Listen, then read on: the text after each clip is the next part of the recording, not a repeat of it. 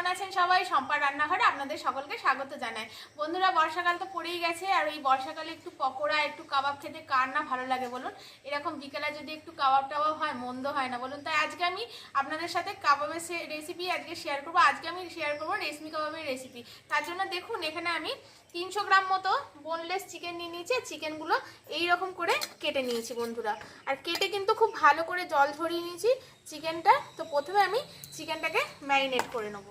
Marinate করার জন্য এখানে দিয়ে দেবো প্রথমে, খুবই হাতের কাছে পাওয়া জিনিস দিয়ে এটা কিন্তু হয়ে যায়। তো এখানে দিয়ে দেবো পরিমাণ মতো লবণ,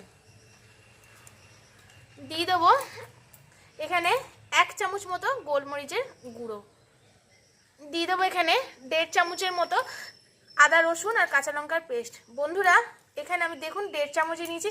এখানে কিন্তু একটা জিনিস ফলো রাখবেন, আমি এখানে 1 ইঞ্চি মতো আদা, 5টা মতো কাঁচা লঙ্কা আর 9টা 10টা এখানে আমি রসুন দিয়ে ভালো করে পেস্ট করে নিয়েছি। এখানে কিন্তু রসুনের ভাগটা আপনারা বেশি দেবেন, আর ঝালটা আপনাদের স্বাদ মতো দেবেন। এখানে দিয়ে দেবো এবার অল্প একটু পরিমাণে গরম মশলার গুঁড়ো। এটা রোস্টেড গরম মশলার গুঁড়ো, বাড়িতে বানানো। আর এখানে দেখুন আমি দইটাকে 2 ঘন্টা আগে এরকম ছাঁকনিতে দিয়েছিলাম, তার জলটা বেরিয়ে গেছে। জলটা কিন্তু ছেঁকে নেবেন, তাহলে কিন্তু কাবাবটা খেতে ভালো হবে। আর এখানে আমি দিয়ে দেবো 2 চামচ মতো জল ছড়ানো টক দই। চিকেনের জন্য আমি এখানে 25 গ্রাম মতো চিজ নিয়ে নিয়েছি বন্ধুরা। চিজটা দিলে কিন্তু রেশমি কাবাবটা খেতে অসাধারণ হয়। আপনাদের কাছে যদি না থাকে তাহলে স্কিপ করবেন, কিন্তু দেওয়ার চেষ্টা করবেন। এটা এখন গ্রেট করে এর মধ্যে দিয়ে দেবো। চিজটা দিয়ে এবার খুব ভালো করে আগে মাংসগুলোকে মেখে নেব। ভালো করে মেখে নিয়েছি। এবার এখানে একটু ফ্রেশ ক্রিম আমি দিয়ে দেবো। আপনাদের কাছে যদি ফ্রেশ ক্রিমটা অ্যাভেলেবেল না থাকে বন্ধুরা, তাহলে আপনারা এটাতে একটু দুধের স্বর ভালো করে মিক্সিতে ব্লেন্ড করে দিয়ে দেবেন। আমি এখানে 2-3 চামচ মতো ফ্রেশ ক্রিমটা দিয়ে দেবো। খুব ভালো করে মাংসের গায়ে এই ম্যারিনেশনটা লেগে থাকে, তার জন্য দিয়ে দেবো এখানে 1 চামচ মতো 1 চামচ কর্নফ্লাওয়ার দিয়ে আবার খুব ভালো করে মেখে নেব। ব্যাস, আর কিছু দিতে হবে না। এটাকে মেখে আধ ঘন্টা এখন ফ্রিজে আমি রেস্টে রেখে দেবো। আমি এখানে সময় নেই বলে আধ ঘন্টা রাখছি বন্ধুরা। আপনাদের হাতে যদি সময় থাকে আপনারা একটা 1-1.5 ঘন্টা রেখে দেবেন, আরও কিন্তু খেতে ভালো হবে। তাহলে রেশমি কাবাবটা ম্যারিনেট করা হয়ে গেছে। এবার এটাকে চাপা দিয়ে আমি ফ্রিজে আধ ঘন্টা রেখে দেবো। মাংসটা আধ ঘন্টা ফ্রিজে ম্যারিনেট করে রেখেছিলাম, এবার নিয়ে চলে এসেছি। আর এখানে দেখুন আমি কিছু শাটার কাঠি নিয়ে এসেছি। এগুলো মার্কেটে অ্যাভেলেবেল পেয়ে যাবেন। আর এগুলো কিছুক্ষণ আমি জলের মধ্যে ভিজিয়ে রেখেছিলাম। এবার এই কাঠিগুলোর মধ্যে আমি এই মাংসগুলোকে গেঁথে নেবো। তো পিছন দিকে যে পজিশনটা একটু ছাড় রাখবো বন্ধুরা, তাতে কি হবে মাংসগুলো ধরে উল্টোতে সুবিধা হবে। দেখুন আমি কীরকম করে গাঁথছি। যদি একটু লম্বাটে ধরনের হয় এরকম গায়ে গায়ে করে কিন্তু এগুলো গেঁথে নিতে হবে। একদম ছাড় ছাড় দেবেন না কিন্তু।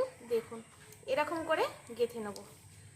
প্রত্যেকটা কাঠিতেই এরকম করে মাংসগুলো এবার গেঁথে নেবো। 200 গ্রাম চিকেনে আমার টোটাল এখানে 6খানা রেশমি কাবাব হয়েছে বন্ধুরা।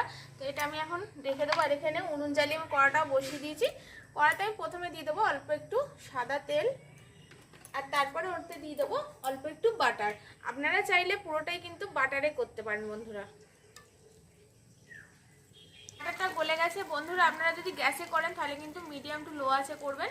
আর এবার আমি এখানে একটা একটা করে দিয়ে দেবো রেশমি কাবাবগুলো। সবগুলো আমার একসাথে ধরবে না, তো আমি 3টে করে দেবো। আর একটু চাপা দিয়ে দিয়ে এটাকে করবো। চাপা দিলে কি হবে, তাড়াতাড়ি কুকও হয়ে যাবে। এখন হয়ে গেছে, এবার খুলে এটাকে আমি উল্টে দেবো।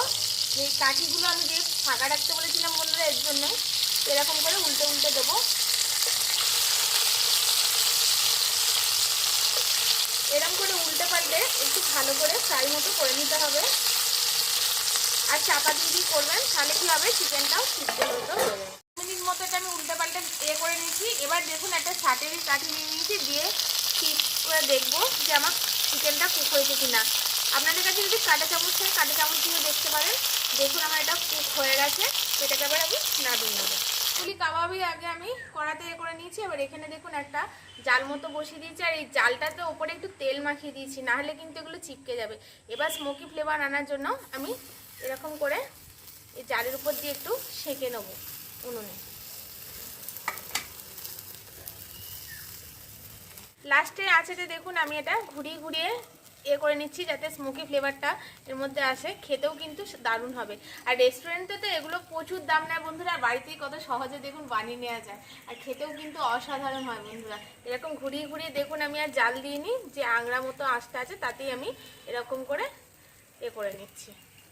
হয়ে গেছে বন্ধুরা আমার রেশমি কাবাব। এবার এটাকে সার্ভ করে নিয়ে চলে আসছি। বৃষ্টির দিনে সন্ধেবেলা রেস্টুরেন্ট থেকে এই রেশমি কাবাব না অর্ডার করে বন্ধুরা বাড়িতেই এইরকম পদ্ধতিতে খুব সহজে বানিয়ে নিন, আর সকলকে, পরিবারের সকলকে খাওয়ান, কিংবা অতিথি গেস্ট এলে তাদেরকেও খাওয়ান। আর দেখুন আমি এখানে কাবাবের সাথে এখানে একটা ধনেপাতা সিম্পল চাটনি আর নিয়েছি রিং পেঁয়াজ, আর খুব সুন্দর গন্ধও তো বেরোচ্ছে বন্ধুরা।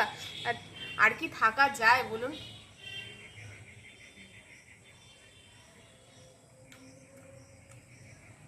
যা সুন্দর খেতে হয়েছে না বন্ধুরা, আপনারা না করলে বুঝতে পারবেন না। আপনারা অবশ্যই এই পদ্ধতিতে একবার ট্রাই করবেন। আর সাথে একটু রিং পেঁয়াজও নেবো,